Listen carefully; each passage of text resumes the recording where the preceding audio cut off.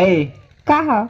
एगो गीत गाओ ना। तेरे कारण तेरे कारण अब तू गावा। दो गला कहीं का। हम तो से कुछ पूछल चाहता नहीं मीनाक्षी।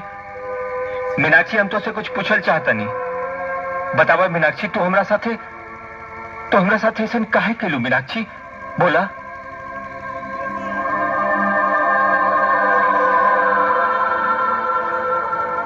बोला ना मीनाक्षी, हमरा प्यार में कोनो खोट रह गई रहे का मीनाक्षी? बोला। बस हमारी यह गलती रहे ना कि हम लाजो के ना भुला पौली और तोहरों के ना अपना सकली, तब भी तो हमसे दूर हो गई मीनाक्षी। मीनाक्षी ठीक बा, तू हो जा।